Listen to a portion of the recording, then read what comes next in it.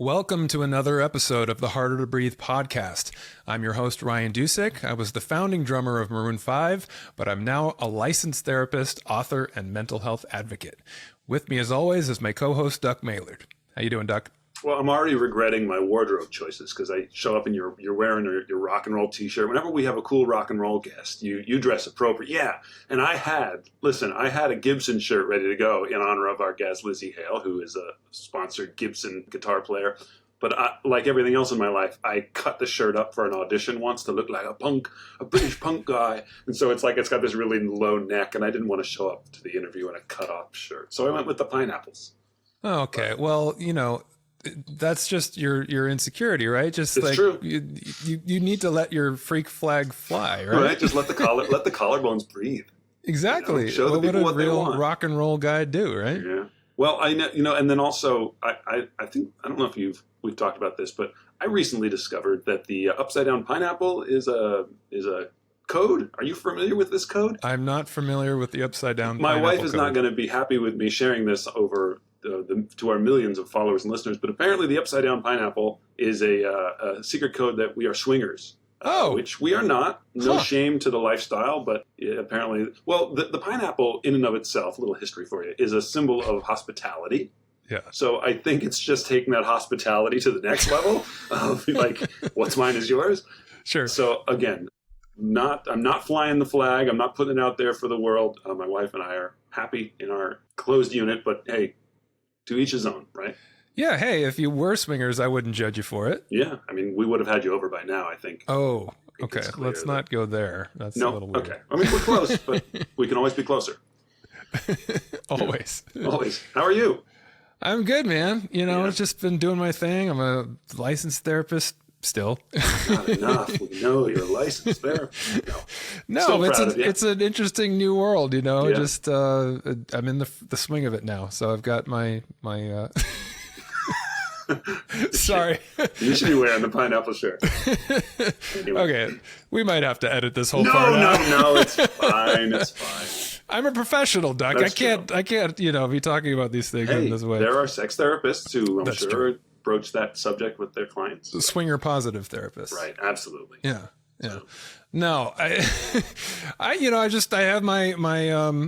have my business up and running and all the things that go into that. It's just me over here running the show, and I've got an accountant, but I don't have a secretary or anything like that. It's just me kind of doing my thing. So it's weird. It's not just becoming a licensed therapist. It's also, kind of starting a business and being an entrepreneur and all the stuff that goes with that. So it's boring, but it's my life. But we've talked about it, you and I, and that, you and I are in a business together in this podcast, and it's sort of, we are kind of flying blind because we're artists. We didn't go to business school. We don't know what infrastructure we needed to have in place when we started this. We just sort of jumped in.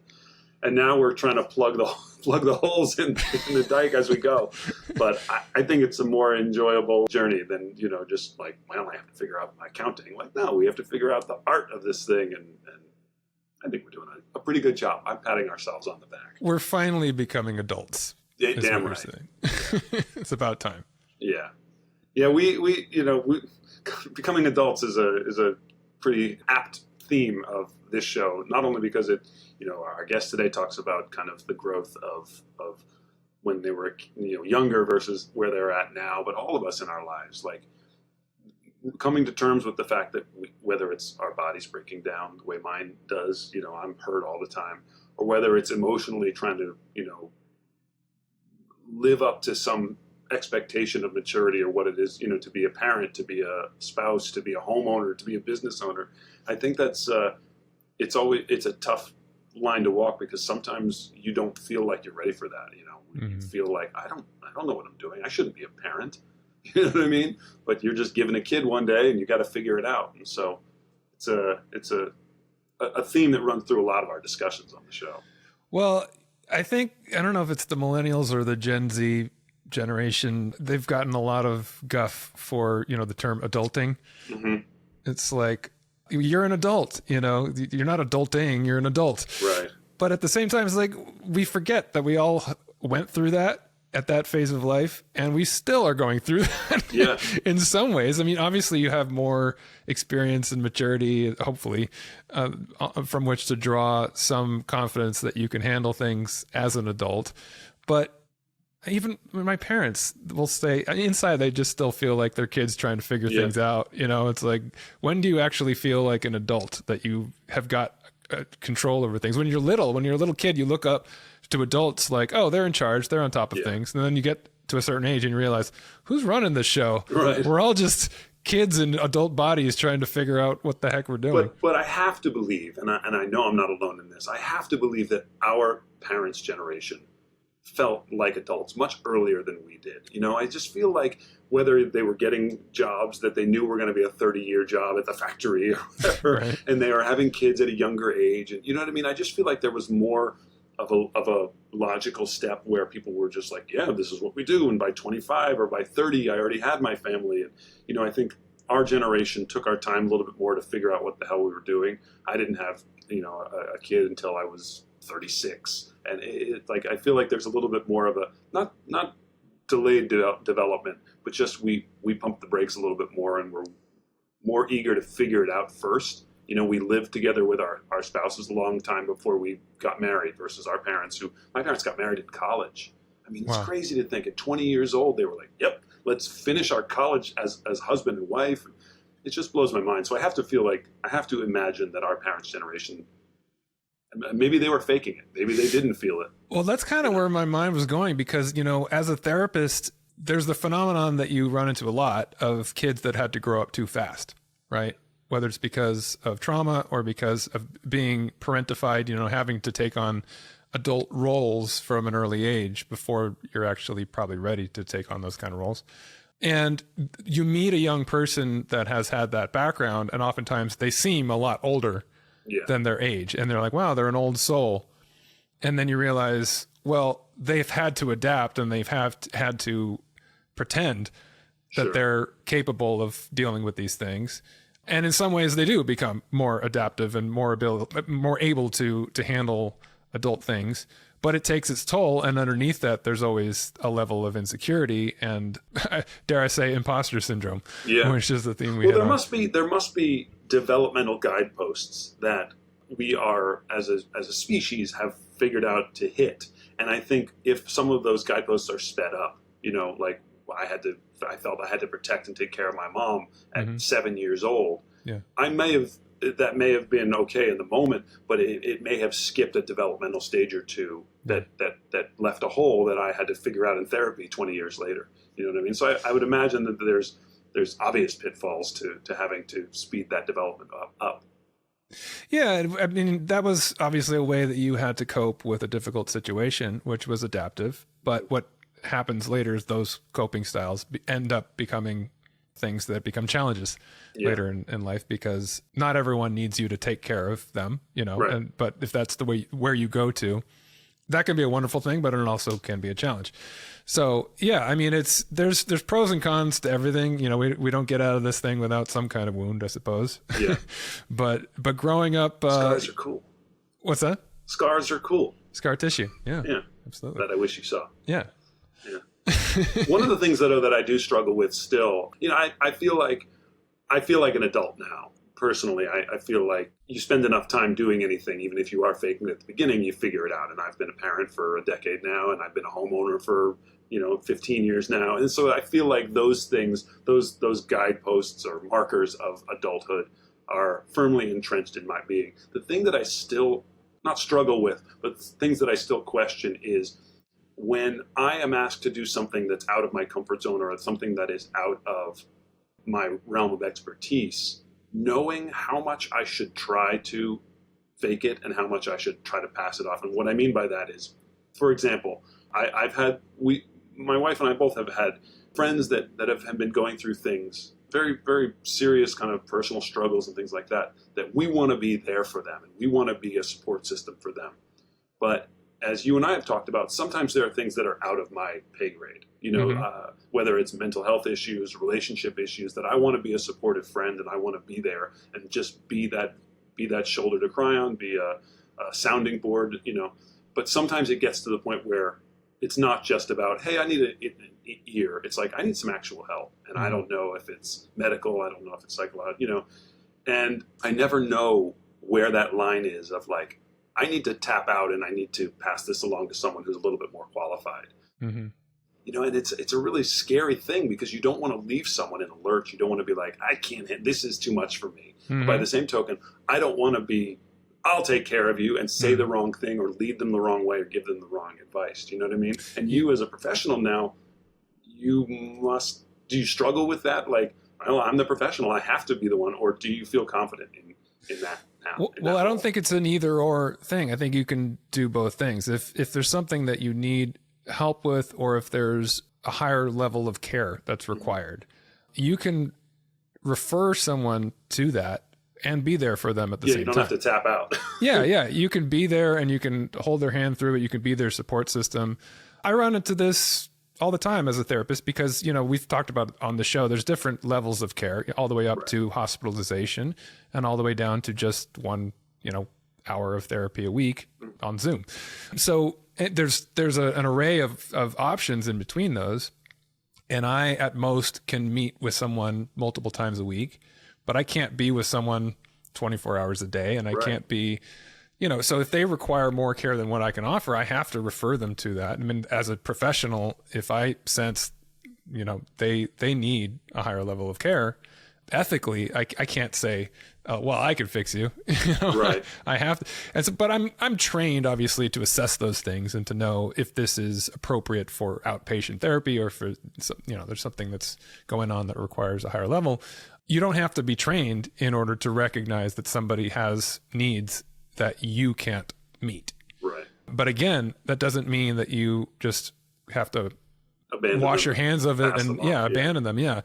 I think that even for me as a therapist, if I were to say to someone, I think that you need to go to an intensive outpatient clinic, for instance, I would walk them through that process. I would help them find the appropriate place for them. I would continue to work with them weekly or multiple times a week until they found the place that was going to be a better fit for them. Yeah. Or even referring them to another therapist. If it wasn't a good fit and they wanted to find a different therapist, I'm not going to abandon them. I'm just going to help them find what's going to be most helpful to them. And then when it's appropriate, then you can, sort of let go and allow. Is that scary for you as a therapist? Like, let's say you have somebody who's sort of, I don't want to say on the edge, but like someone that you're seeing regularly, maybe 3 times a week, and you're like, they're right on, they might require more care, and maybe they have a particularly traumatic Friday. And is there a feeling over the weekend of like, I'm a little worried, and I feel like maybe I should do more, maybe I should step in, but I don't want to, you know what I mean? Do you wrestle with that? I do, not to the extent that I think some therapists do. I found early on that for whatever reason, as much as being empathic comes pretty naturally to me, it's not to the level of a lot of therapists. A lot of people get into the service industries, the caring industries, whether it be a therapist or a psychologist, psychiatrist, a lot of, just mental or medicine in general, are people that are empaths, that tend to take on the feelings of other people. And I know that a lot of people in my field do struggle with that, where they are thinking and worrying about their clients all the time and have a hard time leaving their work in the office. Yeah. I found pretty early on that wasn't the case for me, that when I'm done, I'm able to kind of go and have my own life and not really carry that with me. However, at the same time, having been trained and understanding assessment on a level of knowing when somebody is in trouble, when somebody is in a really delicate state, when they're in a crisis, or if they do require a higher level of care, when that happens, then there is a legitimate concern, and there's also a legal and ethical duty that kicks in terms of what you need to do to make sure that person is cared for, and that you're not just letting them go off into the wilderness alone. So then it becomes, okay, well, what do I need to do? Even if it's, I can't just say I'm done for the weekend when I recognize that somebody is potentially, a threat of self-harm or just needs more care than what they've been given so far. And so, that does weigh heavily. Obviously, you want to make sure that you're being appropriate in the level of care that you're giving, and that you're not falling short in terms of what your duties and your responsibilities are to that person. But, I think the more you do it, the more you start to get an intuitive sense of, it's like, okay, well, this person's going to have a rough weekend, but we're going to meet again on Tuesday and we're going to talk about it, and it's going to be a growing experience because they got through it. And like, okay, no, I think maybe it's Saturday. I need to do something. Yeah. Do you even just like do a text check-in with somebody, like, anything like that? Well, that's a whole there's a lot. Sorry, I don't mean to, it's fascinating to me. I'm curious at the level of like interaction that you have once the session is over. Yeah, no. Well, here's the thing. The other thing you need to consider is that as a therapist, you're a model for the behavior that you're working on, right? So if you don't have good boundaries, then what are you modeling for your client, right? That's a good point. So the answer in general is no. I mean, if I'm off the clock, I should only be reachable if it's a crisis or an emergency. Not every therapist has as hard boundaries as that, but I don't think it's helpful to be babysitting your clients and be responsive to them at 6 o'clock on a Saturday. What message is that sending to them? Is that they can't handle things alone. They need you to be their parent holding their hand all the time. So there are tricky things that go into that, because yes, if somebody does reach out to me at 6 o'clock on a Saturday and I get the sense this person's in trouble, then yes, I do need to respond. So it's not a hard no. Yeah. But you have to take that in mind. It's like, is this actually helping someone if I'm constantly answering their calls? Yeah. More so than you want to teach them that self-reliance that. Exactly. Because the most important thing is that the client has autonomy, that they have the ability to begin to care for themselves. That's the just like parenting, it's like a good parent is one that raises a child to be able to be self-sufficient and not have to rely on their parents. As a therapist, the goal is not for them to be dependent on you for the rest of their life, although that's sometimes the way it ends up becoming. I think the responsible therapist, the goal is someday you're not going to need me anymore. You're going to fly, you're going to spread your wings, and I'm going to be happy that we spent the time we did together and that you were able to get to the place where you don't need to see me every week anymore. Yeah. That doesn't happen if you don't have those kind of boundaries and don't set that model of self-reliance. Yeah. Well, it's admirable. I mean, I know it's your profession now, but it's admirable that you can find that balance of I want to help this person, but I also want them to help themselves, and being able to kind of step back and let them figure some things out, on their own. And I think it's not a trial and error thing for the rest of us, those of us who aren't professionally trained, but, figuring out where we fit in this world of whether we are an empath, whether we are the person that, other people reach out to when they're in trouble, or also understanding that whether we want it or not, that sometimes we have that responsibility. Here comes the ham-fisted segue. Like our guest today, Lzzy Hale, who, is the lead singer and founder of the band Halestorm and has this huge millions of followers and fans. But she realized that she had a responsibility both as a kind of a role model to young women, to people in the music industry, but also, to do the same things that we're trying to do, which is destigmatize conversations about mental health and sharing her story and, letting people know this is what I went through. And if you're going through it, there are people out there who want to help and want to listen. And I think it's so beautiful and such an admirable thing to use that platform. I mean, she could just sit in her mansion and count her millions and tell the world to fuck off. But no, she chooses a higher calling to use that platform, like I said, to help others. And I think it's a beautiful thing. Yeah, I mean, I think anyone listening to this probably is familiar with Halestorm. I'm sure a lot of their fans are going to be tuning into this. But for the people that are our listeners that aren't familiar, I just want to rattle off some of these statistics because they're incredibly impressive. I mean, Halestorm has had 21 singles and music videos, 11 of which have placed within the top 10 on mainstream rock airplay charts, the mainstream rock airplay chart, including 6 number ones, which is crazy. Second only to Pretty Reckless for most all time for a female fronted rock artist, which, we get into this in the conversation. I don't want to give too much away in regards to, being a woman in rock and roll and what that's like, but they've won a Grammy. They've had hundreds of millions of views on YouTube for their videos over the last, I don't know, almost 20 years. They've been a band now. They've been doing this a very long time. They're road dogs. They've toured incessantly. And Lizzy is, I honestly, I was expecting her to be great, but she impressed me even more than I expected in our conversation. She's just a dynamic personality as well as a dynamic performer.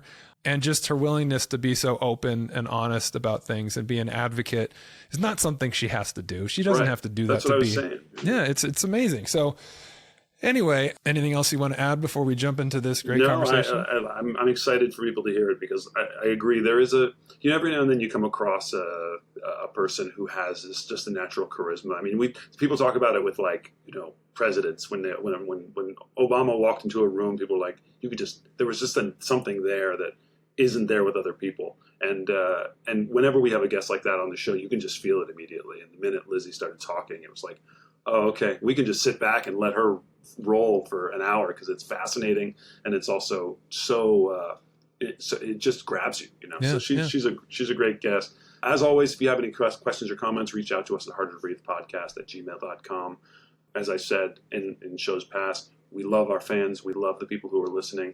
We want you to know that we appreciate you and want to hear from you, just if nothing else, so we can express our gratitude to you. So please don't hesitate to reach out and enjoy the interview. It's a good one. All right. Without any further ado, here's our conversation with Lzzy Hale right here on the Harder to Breathe podcast.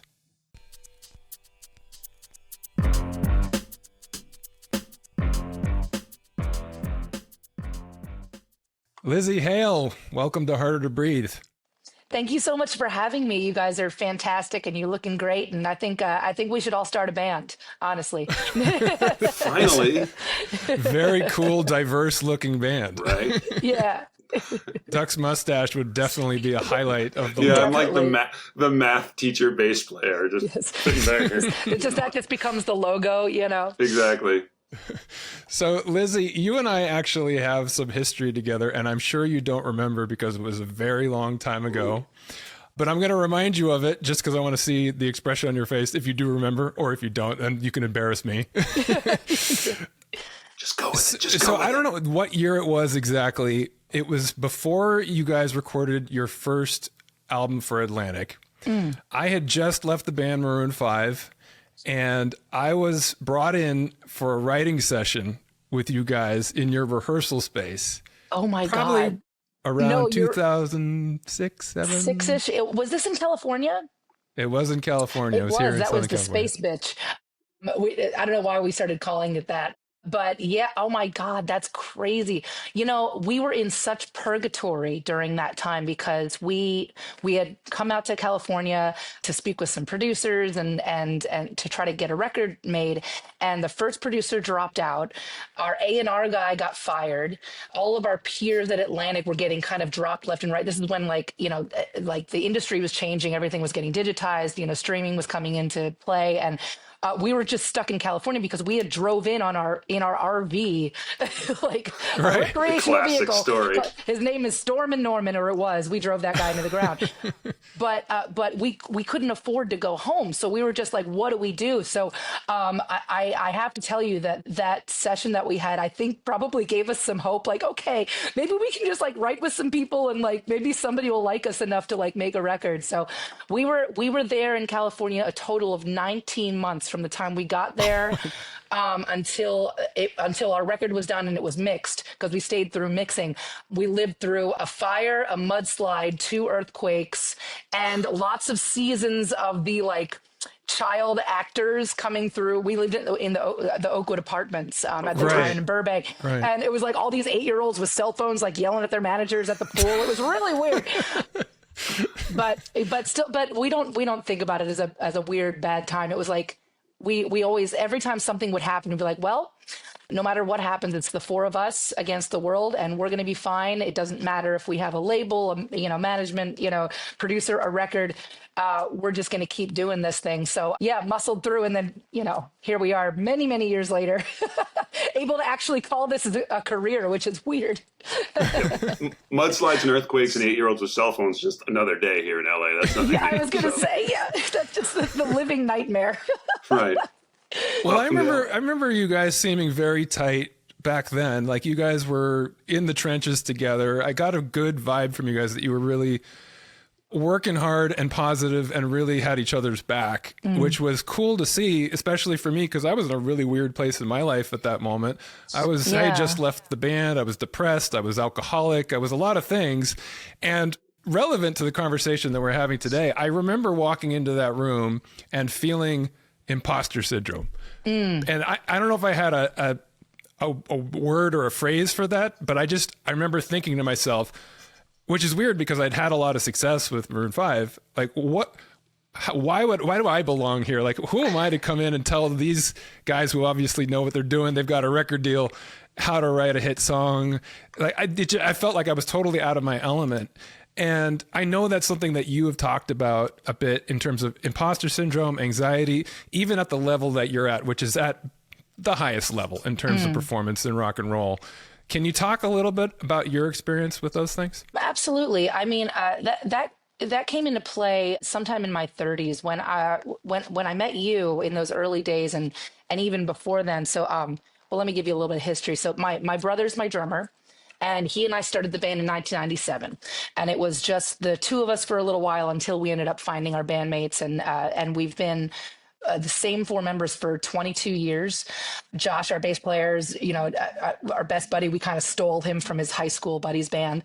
And then, and Joe, we're a tight knit group. And when we were starting, even when we were kiddos, we believed in ourselves so viciously because it was all we had. And this is before the world got to us. This is before anybody was talking in our ear like, oh, you're good, or you're bad, or you're talented, or you're not. Or we know better than you, or, oh, you're a girl, they don't do those things, that kind of stuff. And so I always think about that childhood naivete as such a gift, because if everyone had told me all of the rules, apparently they're, whatever the rules are, I think it would have discouraged me from even trying. So, I'm very grateful for that. But then after I think it was about after our second album, we had just won a Grammy for Love Bites, So Do I. And things were like really great, but we had gotten really busy, and I had kind of inadvertently, without even really telling myself to, taken on a lot, as the front person, as the woman front person, as the spearhead of our operation. I ended up being like kind of the one, instead of it being like the four of us all making decisions together, the guys kind of were like, oh yeah, we trust you, you go do this. And so I realized that, like, wow, if I am not on every minute of every day, if I am not absolutely perfect every single day, everything else falls apart. And there's a lot of people working for us. There's a lot of people that if I can't do a show, everybody loses a gig, they lose payment, whatever. And it was a very slow creep. It wasn't like it happened overnight. It was all of a sudden I just, because I got into drinking as well with that in my 30s. It got a little messy because I just wanted to shut everything off. I needed a break, but I didn't know how to give myself that. And through that, the imposter syndrome came because I was like, well, at any moment, someone's going to catch me with my pants down and be like, aha, I knew you weren't cool. Get out of here. You're out of the club, and so it was really hard for me to then like almost play like both sides of my brain. Like I have to keep moving forward and diving into these hard things and these new opportunities, but all while not believing that I can actually pull this off. And what I'm happy to say that I am in the sunset of that now. And it took 4 decades to get here, but at the same time, I think it was around right before I turned 40. Whereas it was like a combination of like, I was tired of pleasing everybody else but myself. I was tired of saying so many yeses and not enough nos.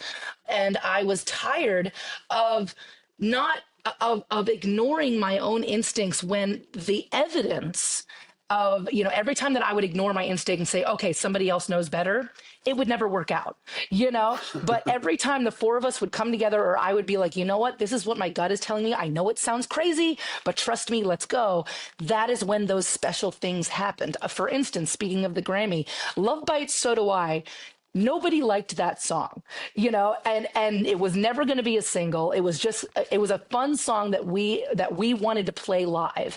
And we even, and even that version. So the demo version there was more sparse. There wasn't a whole lot of riffage going on. I wasn't screaming my head off, and everybody really was like, well, let's do that. Let's make it into a ballad. Let's make it into a mid-tempo, that whole thing. And we were like, no, let's do it this way, because this is what we want. And we don't care whether it's not going to be a single. We just want to play it this way live. And lo and behold, we won, a Grammy for Best Hard Rock Metal Performance, which means that our instincts were right. Now, that being, so there are a lot of little things, many things over a career, that is what it is. So when I started really dissecting this in my exhaustion right before I turned 40, like, okay, the 40 number's coming up. What have I done with my life? Am I doing everything that I want to do? And I'm like, you know what? Screw it. I'm cutting all of these ties. I'm going to systematically rid the things and the people that no longer serve me. I cleaned house. I ended up, when I turned 40, quitting drinking, really as just kind of an experiment. And I have not begun that again. So I'm 41 now. I don't know how many, whatever. I have a count somewhere, but I'm ADHD. So I'm like, ooh, squirrel. But but you know what I'm saying? So like I kept waiting for someone else to save me and someone else to be the hero, pull me out of it. And what I realized is that no one else was going to do that but me. So when I finally took the reins, I now, in this stage in my life, have shed myself of that imposter syndrome. And I don't have an ego about what I do. The ego is not necessary for what we do. That's actually, it gets in the way. But I have a silent confidence that I have done some really cool stuff in my life based on nothing. We didn't know how to play our instruments. We didn't know how to write a song. We didn't know how to talk to industry people. We didn't have a rich uncle in the business that could get us in. We've done a lot with so little. And that's something that I can go, hey, you did that and you're here and you're still alive. You're still best friends with your bandmates. You still want to play together. You still want to write together. And I'm still connected to that weird inner child now for some reason. And I trust her and I'm able to mother her and like not get mad at her when she spills paint in the carpet, So anyway, long story long, it really does takes you saying, hey, I have to be the person for myself. No one else is going to do that for me. And it's so hard to take that personal inventory at face value, to take a step back and say, look at the things I've achieved. It isn't by accident. My ideas are not idiotic, and I'm not, the imposter syndrome. I love the fact that you said that you're in the sunset of that. You didn't say it's gone completely, because we always deal with that stuff. Yes, it's still there. But it's still just a there, little less. But it really takes that objective, 10,000 feet view of like, let's look back at what I've achieved and like, clearly I'm doing something right. So I got to give myself a little credit in that moment. And I think that takes some of that burden of that imposter syndrome off. We liken it to, we always talk about the big why. Why is it that we do what we do? Why are we doing this? Because, and our analogy has been, well, why do people climb Mount Everest? Because there's like a trophy at the top or some cash prize or some like long lost love that you're trying to get to. No, you're losing limbs. There's bodies along the way. Like you might die. You might never make it, but you have to see. And right now at this kind of midlife in our band, we're sitting at like the base camp, like one of the base camps on, like we're like sipping our like hot cocoa and we're like looking at everything that we've done. And we said this yesterday, but like, thank God or the universe or whoever that some of our plans or somebody else didn't work out, because when you're in it, it feels like chaos. You're just throwing everything at the wall, seeing what's going to stick. But when you look back on everything and you're looking down the hill and you're like, wow, look at everything that it took to get here. It feels like it was this like finely crafted novel. Like there was a plan and there was like somebody else had the reins. And so that moving forward, keeping that in mind helps, because when your plans don't work out, we're like, well, then maybe that wasn't meant to happen. And maybe because that hole is now there, an opportunity that's even better than what we thought will appear to fill up that space, you know? Right. Yeah, and you can't see that when you're in the middle of it, right? It's like it's only in retrospect that you were. So I want to kind of back up for a minute because I find it so interesting. I see this a lot in performers. There's this dichotomy between obviously somebody like you, very talented, natural talent, but also just this sort of charismatic presence that you can walk into a space with your enormous voice and own that room and impress people and be dynamic as a performer. But oftentimes people that have that kind of talent also have this other side of them that is insecure, anxious, not sure of themselves. It's interesting to me that those two things so often coexist within the same person. And I wonder if that was something that you were aware of at an early age when you were growing up. Did you know that you had this talent and you felt this confidence around that, but then also had some insecurity? Or how did those two things develop? Well, I was a painfully shy child. My brother is the complete opposite. My brother was born like camera ready, like, where is it? Let me at him. And he's the drummer? And he's the, yeah. They never want to. His birthday is also April Fool's Day, which explains a lot. But yeah, I remember when I found my voice. I was, my parents had decided to move to a log cabin on the Appalachian Trail, which was like, with like no neighbors in 10 miles in any direction. And so we were living there for a little while, and I was 10. And I started kind of singing and making up these little songs, but I wouldn't show anybody. And I would like do it on my own. And this one day I went out in the woods and I was climbing my favorite tree, which was a dogwood tree. And I went up in the tree, and it kind of just happened. I sang in a really loud way, and I scared the bejesus out of some squirrels. And I would pretend that the leaves rustling in the wind were my audience. So I would sing my song, and then it would be like, da, you know. But even after that, I really didn't like perform in front of my family. I started doing that a little bit more, but then like, I think my first real public performance was in church, and I was scared, like just shitless to do that. I wouldn't look at anybody. I was like down like this.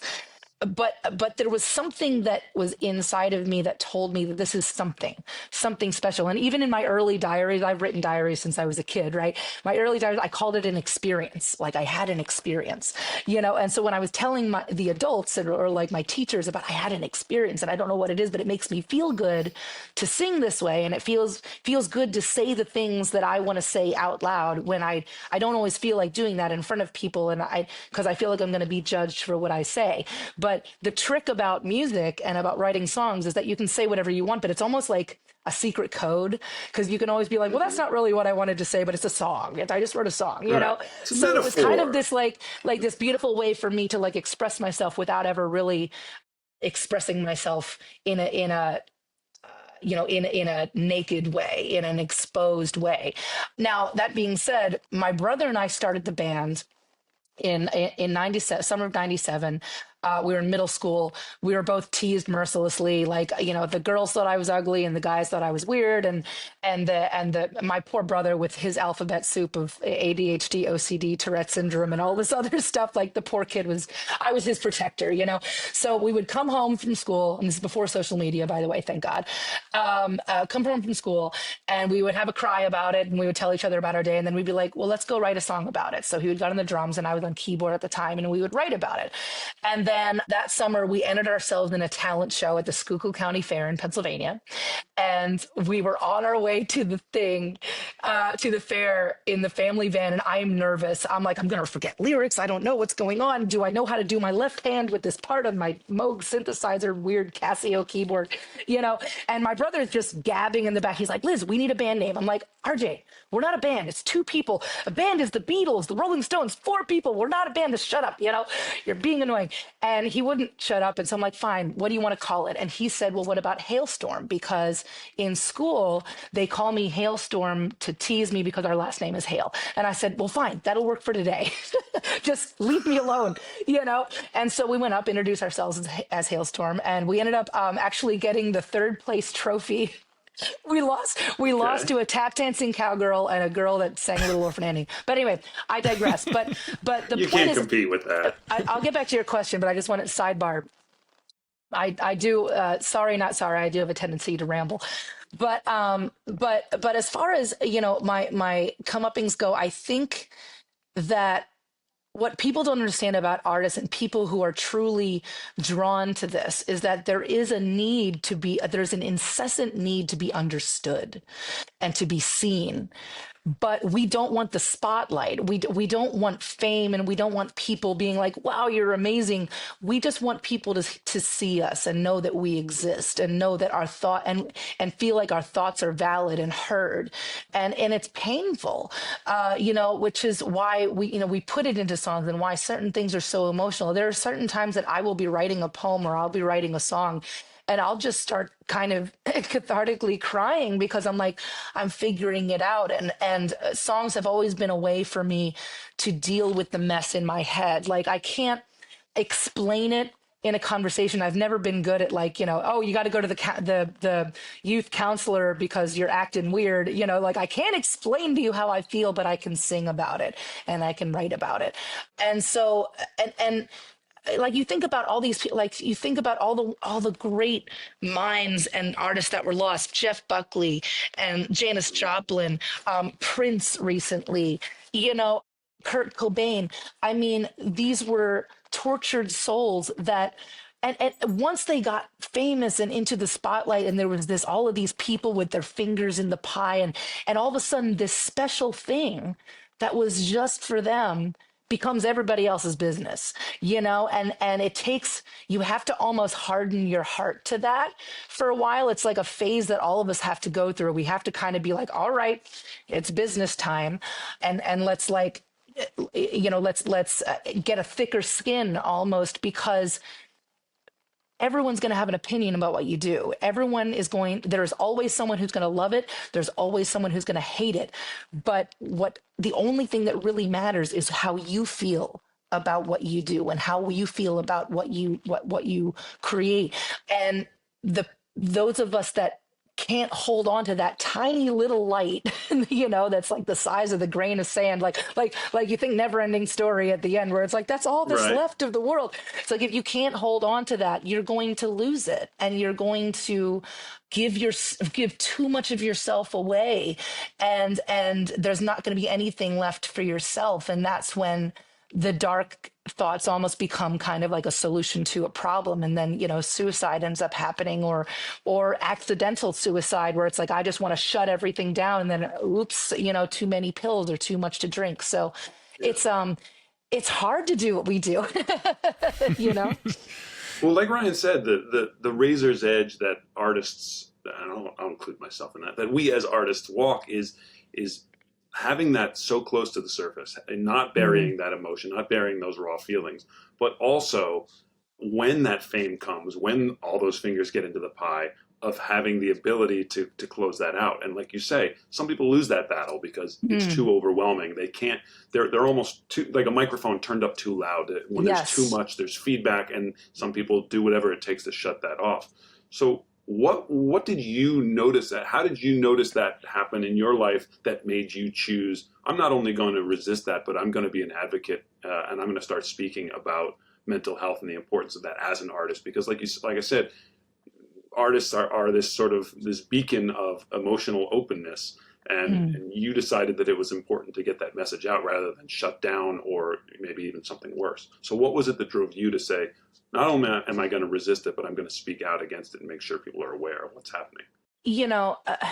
I'm so incredibly grateful and lucky to be in a position where there are a lot of people that listen to what I have to say. And so you have to be careful with that, and you have to honor that. And for me, it's always been about, it used to be about when I was in my imposter syndrome stage, and that was really dark. I was trying to kind of put a veil up, or put myself, or almost create a character that I can put up on a pedestal, be like, see, that's what you should be, but don't look back here because I'm messed up.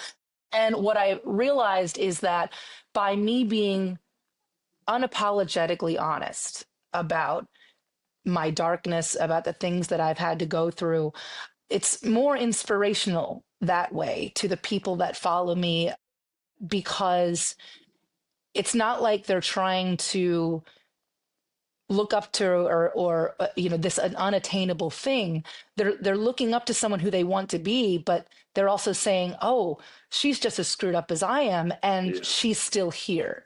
And that's more inspirational to me. Now, what made me make the decision to kind of topple that statue over and actually come out as just myself in my messy, raw form for the world to see, had a lot to do with what you're saying. The noise was too loud.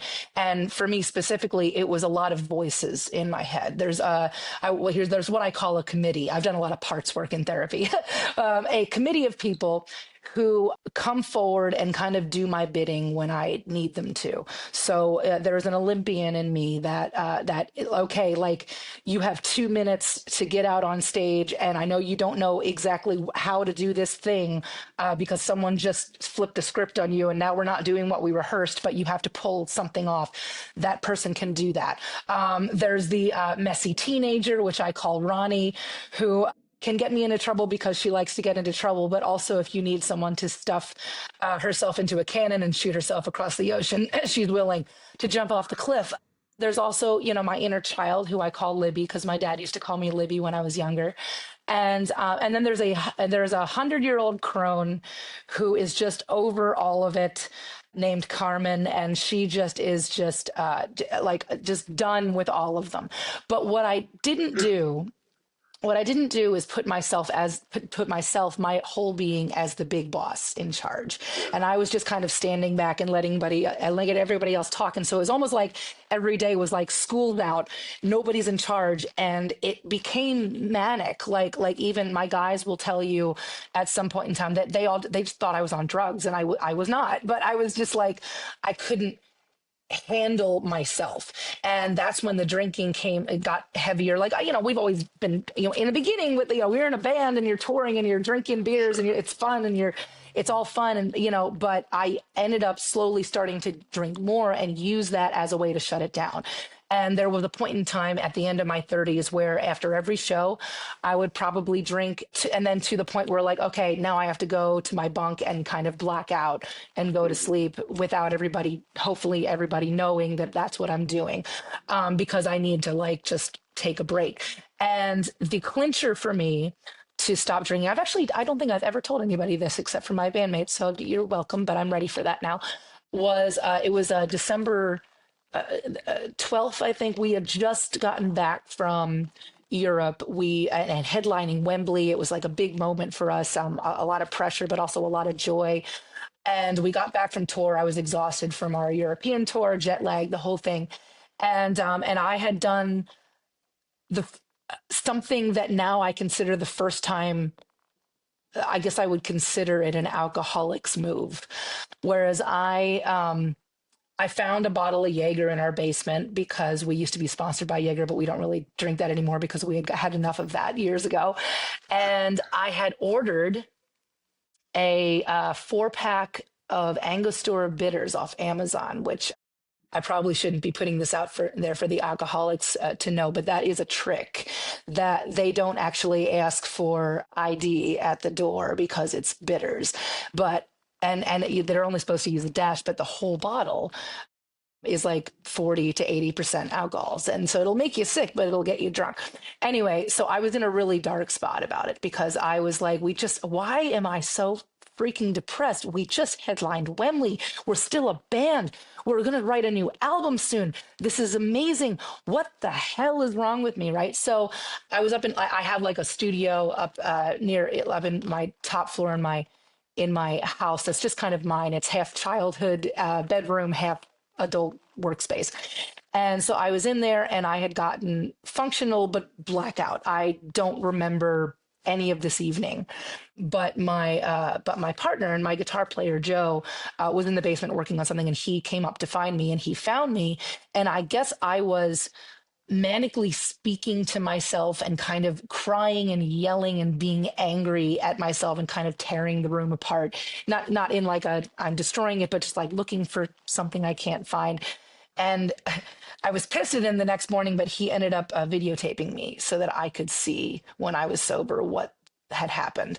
And so the next morning I'm so hungover, and I was watching this video all pissed at myself, and the shame and the guilt and the what the hell am I doing? I'm a smart person, I'm a good person. Why am I doing this to myself? And I saw my nemesis. I saw a woman that I never wanted to be, speaking in a way to myself that I never wanted to speak, an ugly person, a monster in a way that I just in her sludge, addicted to misery, not like, because every time that in the video Joe would try to help me, I would get pissed at him and be like, I don't need your help. And so not asking for help, just sitting and wallowing in my own stuff, right? So that next day I said, you know what? I'm going to stop drinking and I'm going to see how that goes, because obviously this is a drug that no longer serves me, and it is taking me to a place that I do not want to be. It scared the bejesus out of me, And so, that was a hard thing to do. But over time, I got into my dark cloud. My addiction started to shift almost to a place where, as a child, whereas like I would feel this overwhelming urge to spill my guts. And so I would go to the piano and I would write a song, or I would spill into my poetry. And I learned that the poetry is actually a really important part of my writing process. I call them skeleton songs because they're not songs yet. They're just the bones of it. And so through getting sober, I discovered my magic again, and I started to trust my instincts again. And I started to heal the relationships that I had kind of had this weird, there was like I was telling myself this lie that I was believing, that everybody thinks I suck, that everybody thinks I'm crazy, that I have, unfinished business with my family, with, my brother thinks that that I'm an idiot now when he used to look up to me. My bandmates are trying to babysit me, helicopter parent me, the whole thing. And all of that started to seep away, almost like, how when the sun comes out and then the fog kind of goes away. And I started to see things really clear. And now I'm in a really beautiful place with everybody, just by lifting that veil and by stopping feeding myself that poison. And it's not just the booze.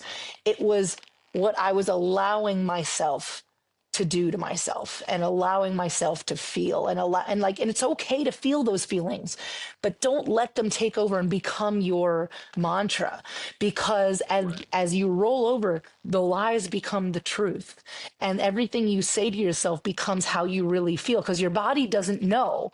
The body and the brain don't talk, right? Even though you can say it's like, oh, it's just like a disparaging thought. No, your body doesn't know that. Your body then is like, well, I guess we need to go and do something to shut this down because I'm feeling all these feelings. So I'm sorry, long story long, but happy to say I'm in a very wonderful place right now, and with my friends, and I'm very spiritual now, and I'm connected to my higher power, who I call Sam. And you got names for everybody. I got names for everybody. I'm a lyricist. I got to personally. It sounds like I like Carmen. I feel like I'd hang out with Carmen. Yeah. Just overall. She's a rad bitch. You'd like her. Yeah. I love that you put this in the context of the parts work that you've done, because as you were talking about your alcoholic self, the addict part of you, that's what it sounded like you were referring to, is like, this is not me. This is this part of me that comes out in the context of your darkness and is a way of trying to cope with it alcoholically and by embracing the misery and going to extreme places. And so I wonder if it sounds like did you not do like the traditional 12 steps and that kind of thing? No, I didn't. I actually only as of recently started to go to AA meetings, and it's so beautiful. Like I didn't go for a long time because I was afraid of like the culty aspect and the religious aspect, because I went to a Christian school, and like the God that everybody preaches to you kind of burned me, but what I realized is that it's a first day in AA. I went to my first AA meeting this year. It was a couple months ago. And I walk in and I'm like, God damn it. And I'm sitting there, and they said, God, the gift of desperation. And God can be this coffee cup speak to your higher power, and so that really blew my mind. And at the end, I told them, because I was like 400 and some whatever days sober, and the head guy, Michael, was like, well, come up and get all these coins. And I just bawled, because it was the first time that I actually really felt seen for all of the righteous work that I had done on my own. And then what I realized, that as I kept going, that I start meeting people, and it's like going to church. It really is. And you start meeting people and hearing their stories, and you're saying, oh my God, I'm not alone. All of these people are going through the same thing, and we're not bad people. We're just sick, sad people that are trying to become well and trying to become happy and find our peace. So there's no, if anybody is watching this, there is no shame in reaching out and asking for help and going to AA meetings. It's not like you're going to go to church and they're going to be like, God doesn't like what you're doing. Like, it's not that at all, which was what I thought it would have been. It's like you sit around with a bunch of you, and I've met so many amazing friends, so many amazing bitches that want to work on cars with me instead of go out and drink mimosas. It's great, So yeah. Anyway, sorry. Well, you're touching on another really important theme that you've mentioned throughout this conversation, which is about community and support. It sounds like from an early age, you and your brother had each other's backs in a really wonderful way, which is a gift that a lot of people in your position don't have, to have that in your inner circle. And then also you mentioned Joe, who I know you've been in a relationship with for a long time now. That's an interesting twist on the Mick and Keith dynamic, right? Yeah. It's funny because so he was in the band first, right? And we tried very hard not to fall in love because we didn't want to Fleetwood Mac it, Right. But then there's Although also you can write a great album, right? Exactly. But then we could get rumors out of it. Who knows? Exactly. But then we started thinking about Pat Benatar and her husband Neil Giraldo, who is her guitar player, who have been together for 50 some years. So I'm 11 years and a fiance, and 22 years a partner in both Guitar Crimes and and behind the scenes.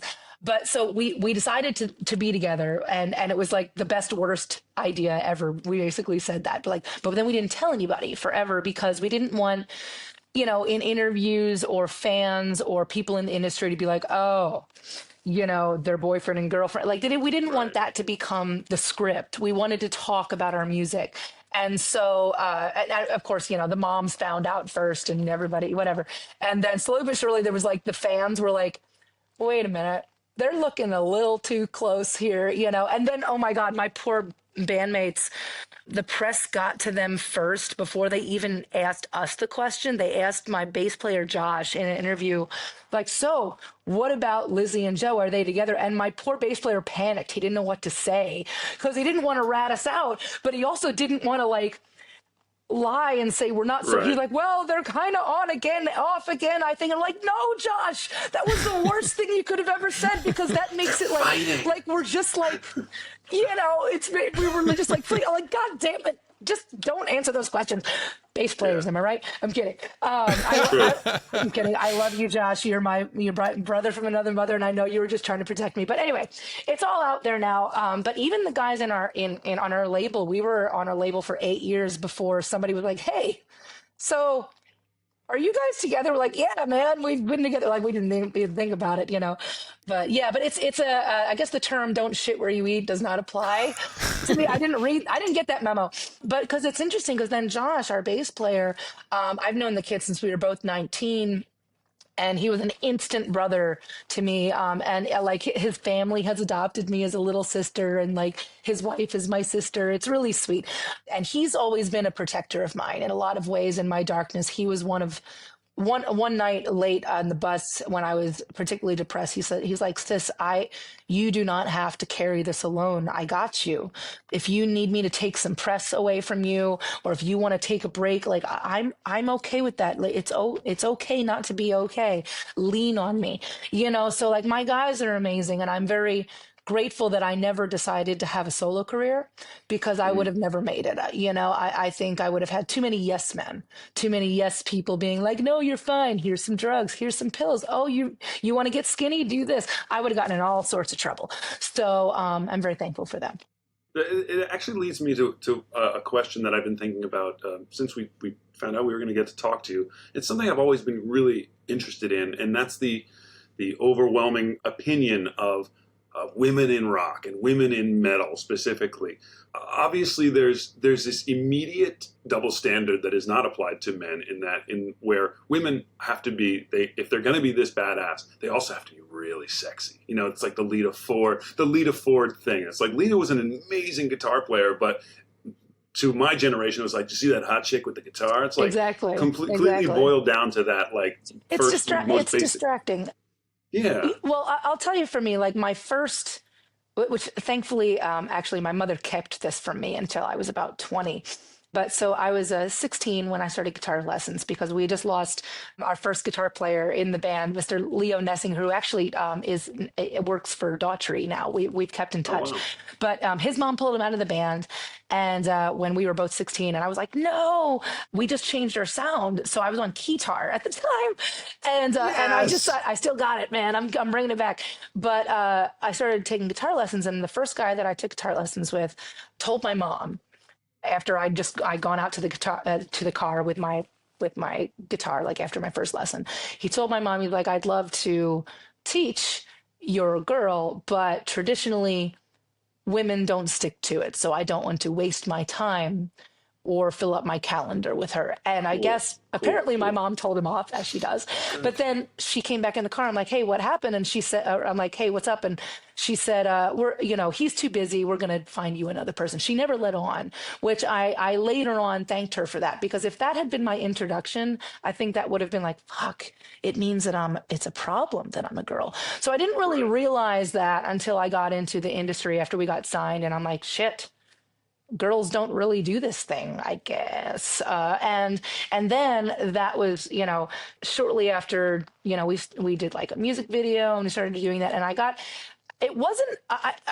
I've always been so grateful to my team, my management team, and the people at my label. They've never, ever told me how to dress, which maybe they should have sometimes, because I've looked back at like 2010, like, what the fuck was I wearing? Nobody said a word. We all made decisions in the early. But nobody ever told me to, get the tits out or like show my ass. I'm very grateful for that. It was my peers in bands. Like, I'd be out on tour with all these boys, and they'd be like, hey, Lizzy, like having little talks like here and there. Hey, can I talk to you? Hey, if you just like wore some short skirts and some fuck me boots, like that would really help your career. Like, hey, I know you don't have like much going on up there, but like maybe if you hike it up, they make bras now like that do that. Right. And I, of course, in my early years in touring, I had a lot of defiance against that, because I've never felt sexy. Like I've always been a tomboy, And so I always kind of like brush that off. I'm like, these guys are just horny on the road. They haven't seen their wives in a while, so they want to look at something. So fuck that, So I just would still do whatever I wanted to do. But it wasn't until, there have been phases, like every album is like a snapshot of a time in my life, and I either want to be tough or I want to be sexy, and I want to like wear something tighter and get the latex pants out and the high heels and all that. And so I've always kind of gone by how I feel, and sometimes that's day to day. Sometimes, like you said, like sometimes I'm Carmen and I don't give a fuck. Right. Sometimes I'm like Ronnie and I'm acting a little grunge and I want to wear the pants and the boxers. Carmen's not wearing the bustier. Yeah, and sometimes I want to walk out in nothing but a bodysuit and fishnets, but that's up to me every day. And I'm very proud of myself for not letting anybody else tell me what to do. And I think that and again, if any young women are listening, your worth is not wrapped up in how you look, and it's not wrapped up in this. Little boys are taught that if a woman is sexy and she's got big boobs and cleavage and a big butt or whatever and tiny waist and long legs and dresses, like we all have, for Halloween every now and again, that is the goal, which is the opposite of what is true. In what I have found with my allies, with the men that surrounds me, my boys are attracted to what's fantastic, what's different.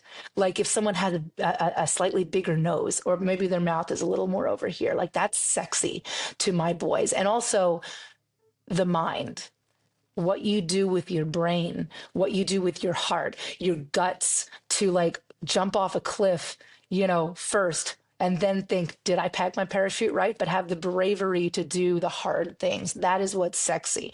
And I'm so, again, grateful to be surrounded by such amazing men in my life that view women that way, because that empowers me, that bolsters me, and that gives me, I guess, the bravery to step out on stage saying, I am dressing the way I want to dress, and I am presenting myself the way that I want to present, and I'm speaking my mind always in whatever way that I want to be, that I want to. And so anyway, small sidebar. But yes, it is still very much a man's world in this industry, as far as what's thought. Now, the numbers have changed. In 2010, I was the only girl on any summer festival, except for maybe Christina Scabbia when they fly in from Europe or something like that, but that has changed. And now I am on these festivals, both European and American, every summer, surrounded by my sisters. And we all get together and we like teach each other like our little techniques about screaming, which, by the way, the last time that happened, we were in Japan, and we were all like in one dressing room, and it was Elisa White-Gluz, and then Alyssa, and then there was oh my God, there was somebody else there. Maybe it was Christina. I forget. I'm mixing up my timelines, but we're all in there, and they're trying to teach me how to do because I've never done the Cookie Monster scream. I can do the high 80s, with the grit on it scream. It's kind of like it's a polyphonic tritonal thing that I do. Mm-hmm. So I'm teaching them, and then Corey Taylor walks by the door. He's like coming in. He's like, hey guys, and he's like, oh no, I don't want to be a part of this. I'm leaving. He's like, no, don't go in the hen house. It is crazy in here. But anyway, so congratulations to all of the women who didn't give up, who didn't say, oh, this door is closed. We said, well, I'm going to find the open window.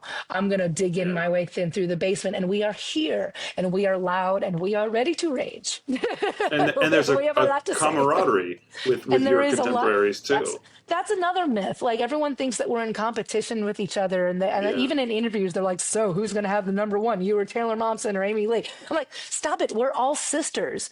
We all hold on to each other. We text each other all the time. We congratulate each other on our triumphs, our first singles, our albums. We buy each other's vinyl, and we have listening parties, and we get together and we have tea. And, the last time I was hanging out with Amy Lee, we smoked a giant joint that was given to us by Jose Mangan from Octane. It's like we have these summonings, these great deep talks, because we've all been I think about it like this, like all of the men in my life have walked beside me hand in hand. We walk hand in hand through the darkness together. But there is no way, and this is not their fault, there's no way that they can walk in my shoes, and or they have ever walked in my path. But my sisters have. We all have a similar story. We all have had to go through so much and do twice as much, work twice as hard, while still being fabulous and looking great, to be equal with what these men have done. And we're very proud of that, but it's also a shame that we've had to fight through more doorways than our counterparts have, than our men have. And luckily, all of the men that I am surrounded with, all the bands, Jacoby from Papa Roach and M Shadows, and Jacoby Shaddix, and my guys in my band, and like all of these beautiful men have lifted me up, and they've had my guys in Avatar, and they've had me on their songs, be like, here, look at this bitch, see what she can do. They give me so much creative freedom and performance freedom to do what I do, to show the world, because they believe in me. And it's just such a wonderful thing to be a part of hard rock and metal these days. It really is. And it's I think the world is ready to listen to this particular genre too. It reminds me when you talk about it, it's like Ginger Rogers having to do everything that Fred Astaire did except backwards and in high heels, right? I love that quote so much. Yes, absolutely. And for some reason, I thought you were saying Ginger Baker, and I was like, Ginger Baker danced backwards in heels? Sorry. Even One better. of the greatest Even better, drummers right? of all time, and one of my little brother's greatest influences, Ginger Baker. And he did it in heels, apparently. Well, think about the whole generation. I mean, when you were coming up, there weren't a whole lot of people to look up to that were doing what you're doing now. And now you have this whole world of women doing what you're doing. And think about all the young girls that are seeing that and what that's going to provide the world in the future. It's because of people like you that break down those walls and do what you're doing. And I have to, it's amazing the kind of resilience that you have and the kind of confidence to walk through these spaces and overcome these challenges. But it is amazing also that these men have had your back and that have been your support system in that, because I was on the road, and granted, it was 20 years ago, but it was a different world then in terms of the attitudes that men had and where the place that women had in that world. I remember the crew members had very particular views about like when women were allowed on the bus and when they're not, and everyone had their place and everything. Things are changing pretty rapidly, it sounds like. Oh, absolutely. And I'll share with you when I was out with Amy Lee of Evanescence. We're standing side stage and, watching our opening band and The Warning, who are amazing young sisters from Mexico who are about to blow up the world. It's amazing. But we're watching, and I turned to Amy, I said, hey, you remember who did it for you, right? Who you were looking up to and who was your lighthouse as a singer, and who we, almost like you saw yourself reflected in and said, oh, I can do that. I should do that. And she's like, yeah. And I said, how's it feel to be one of them for all of these young people and for our opening band, The Warning? And she's like, well, how does it feel to be one of them for you? And I'm like, it feels great, man. So it's really beautiful. I've had so many amazing talks with our fans, our freak family, and I'm approached almost every time, about 60% of the time, every time I go out in public, a young woman comes up to me and says, oh my God, I started a band because of you, or, oh my God, I started a new job because of you, or now I have I'm going after my dream. Hey, I broke up with my abusive boyfriend or my husband because of you. And it just makes me feel so wonderful. I got a hug from a father the other day who has 3 little girls. And he said something so surprising to me. He says, I hope that my young girls grow up to have the same sexual confidence that you have, and the bravery to like speak out their mind for what they want with their bodies and how they want to portray themselves and how they want to dress. And it just surprised me because I told him, I think his name was Frank. And I said, oh, Daddy Frank, I said, that is so surprising because I thought you would have said the opposite. Like, I get off on you getting off on me, and me saying all these things about like our song on Do Not Disturb, about a threesome that I had in, Holland. And I'm like, I'm waiting to get these like nasty letters from parents being like, you're a bad influence. And instead it's the complete opposite. They're saying like, no, thank you for putting that out there in the world, because my daughters get to see that and say, okay, that's how you do it right. You don't have to be shaking your butt like, like a lot of these pop stars and especially like in the 90s, that was a big thing, where it's like, I'm an object and I am there to serve men and all of that. And they're able to make their own choices, and somehow because it was reflected in one of the songs that I wrote. So it's a beautiful thing. And it's a gift that I would have never thought was possible when I was 13, starting this band. Like, oh my God, somebody's like listening to the songs and actually like finding their power in them, Well, you mentioned Amy Lee, and I just want to give a quick shout out because when I was kind of getting ready for this interview, I was like, oh, I wonder about her relationship with her peers, and I found that song that you did with Amy called Break In, which is just the most beautiful harmonies soaring over each other, and I love that song. So I want to shout that out. And go ahead. I'm sorry. No, go ahead. Sorry. I just wanted to ask, I'd be remiss if I didn't ask, who was it for you and for Amy? Did you guys talk about who were those influences that showed you two that it was okay we to did. be badass women. She was a 90s girl, so was I. But in the 90s, I was listening to the 80s, and she was listening to like Lilith Fair, those kinds of girls. So so her influences were Bjork and Tori Amos and Sarah McLachlan, and mine were Joan Jett and Janis Joplin and Ann Wilson from Heart. Ann Wilson. There's an album called The Road Home that my mom got me for my birthday, a CD that my mom got for me for my birthday. It was a live album that the Heart Sisters had done in the 90s. And the version of, they do a completely rearranged, reimagined version of Crazy on You. And it is showing, it's almost half a cappella, the whole first verse and first chorus. I've heard that. And it blew my mind. And I remember, it's so stupid to say because you should inherently know this, but this is why, you have to say these things out loud. But I thought to myself, we were living on a farm at the time, on a 20-acre farm, and already started in the band. I'm like, oh my God, women can sing like that. They're allowed to sing like that.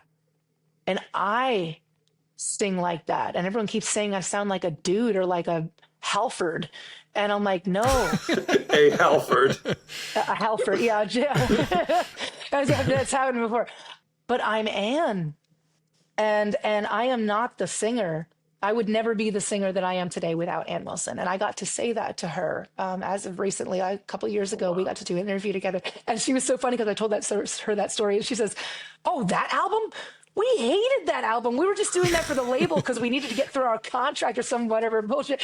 And she's like, well, isn't that amazing how we put out that album and that did that for you? And she's like, that actually makes me feel a lot better about that album. But it was really beautiful. I give it a listen if you haven't. That one, that blew my mind and gave me this like, oh, because I've always been a combination, like I took a little bit from Janis Joplin with my guttural, like bluesy stuff, because I love being a blues singer, but I'm not a blues singer, and I am a white girl from Pennsylvania. Woo-hoo. And hey, they get the blues I too. have no business, but then I get my toughness from Joan Jett, the snottiness, and then the operatic from Pat Benatar. So those were my like women at the round table. And then Ann Wilson from Heart. And then her sister Nancy was like, oh, good.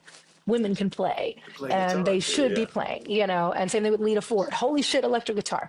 Joan Jett, electric guitar, not just acoustic. So yeah, it's, I would love to at some point in time just get all of those women over to my house and just have like a 4-hour talk or something. Somebody needs to put that together. Can you put that together? Like just have an interview. Like let's just record this stuff.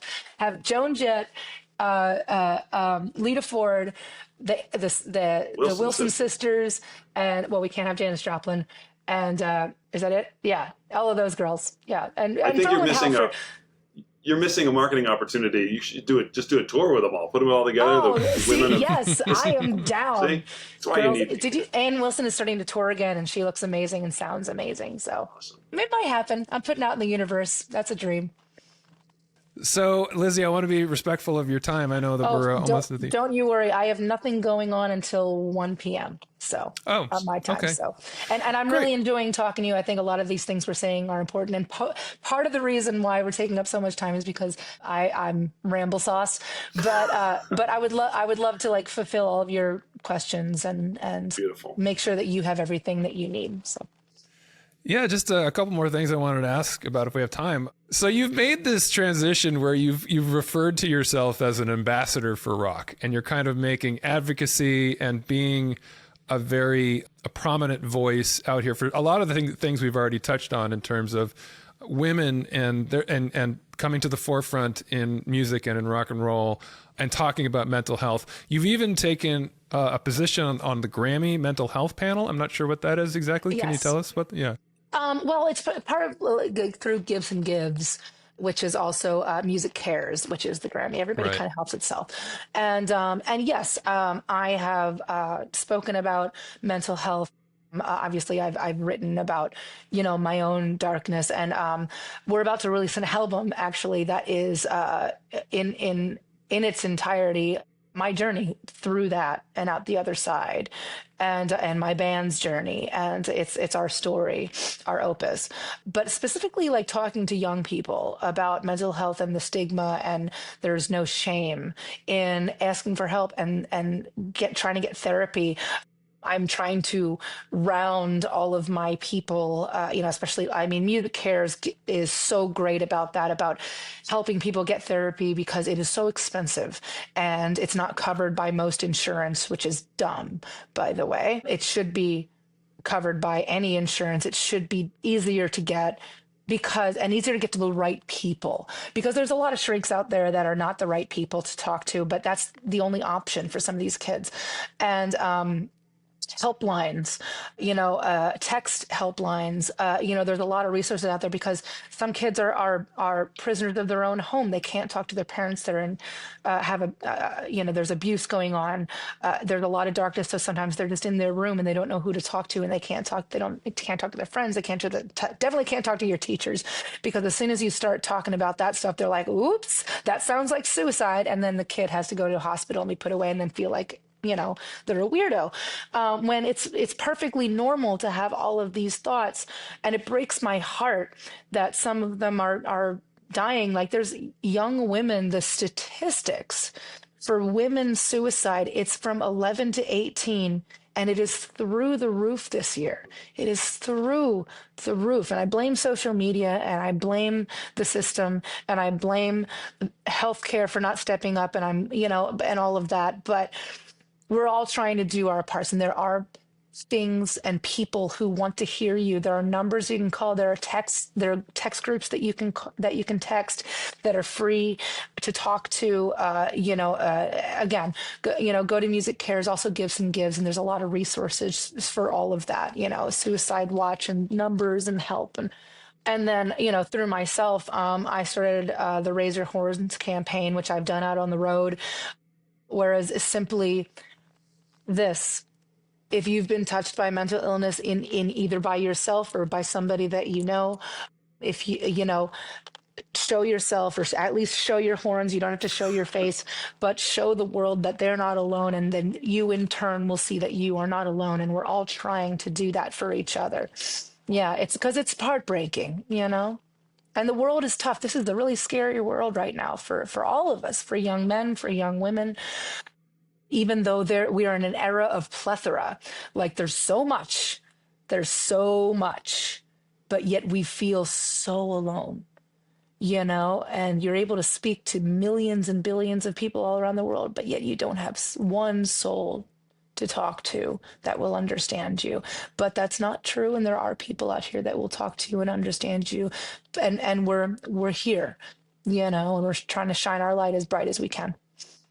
That is so true. And thank you for the work that you're doing in that regard. You touched on earlier in the conversation, to bring it full circle, artists just wanting to be seen, just wanting to be heard. I don't think that's just artists. I think that's all human beings. Right. Artists are given this incredible gift of being able to express something and connect through that expression. Most of us are out here without, a big platform or without a megaphone, trying, just screaming into the void, begging for some kind of real connection. And we think that some of these things that you mentioned, like social media or all these seeming gifts that we've been given, that can be a double-edged sword. They can bring connection, but they can also make us feel that much more isolated and alone.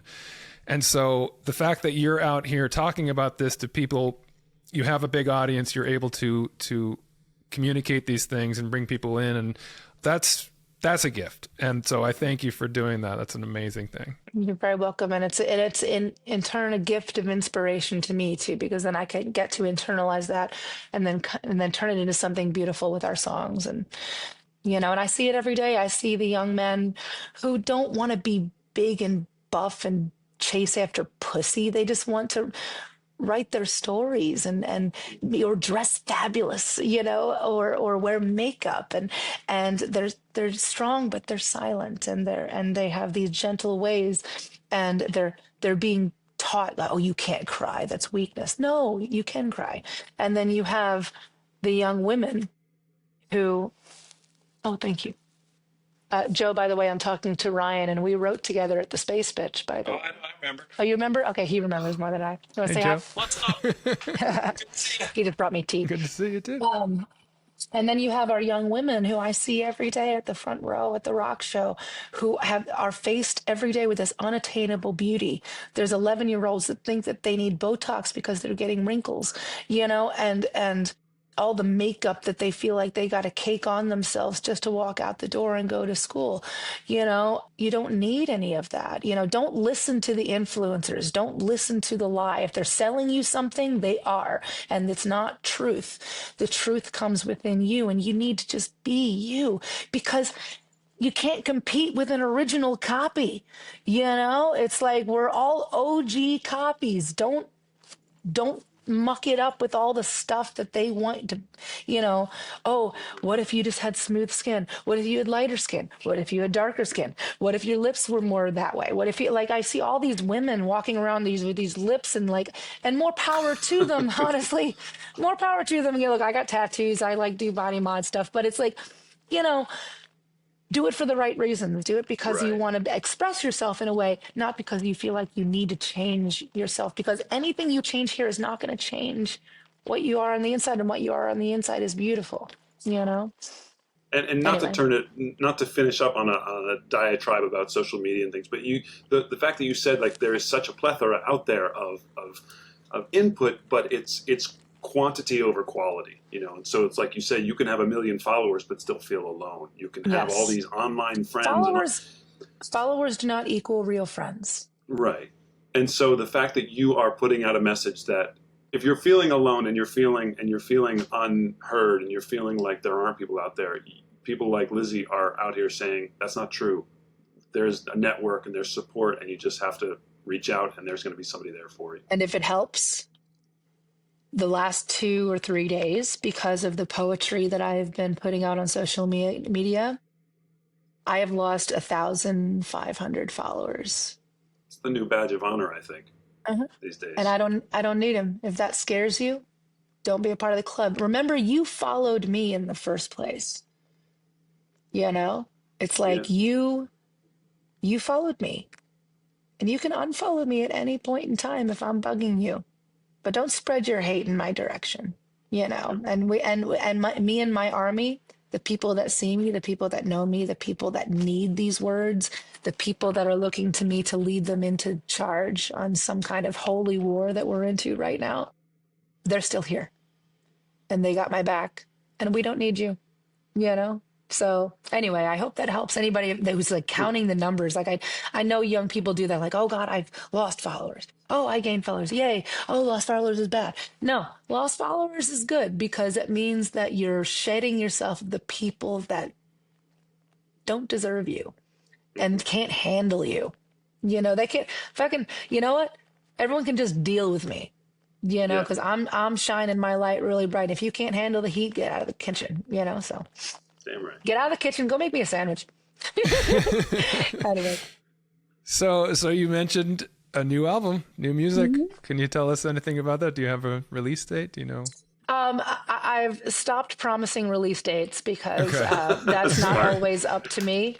And we have a lot of people working daily to make sure that it's released in the right way and at the right time. And we'll roll out a single first, I can tell you that. And we have our first single chosen and our mix back, and it sounds amazing.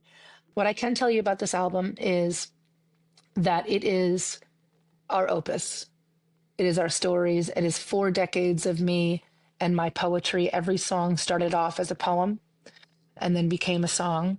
The boys and I did the album with Dave Cobb, producer. If you don't know who Dave Cobb is, he is not responsible, but he has done albums with Brandi Carlile, with Chris Stapleton, with Jason Isbell, Rival Sons, with Greta Van Fleet, a lot of with Lady Gaga. There is a lot of royalty that comes with him in both rock and just songwriters in general, and great voices. And what we ended up doing is throwing away the rule book completely. We burned it. And from the first day, we said no old demos, no old songs, no half-written anything, no like anything on your hard drive, throw it away, toss it in the lake. And we begin now.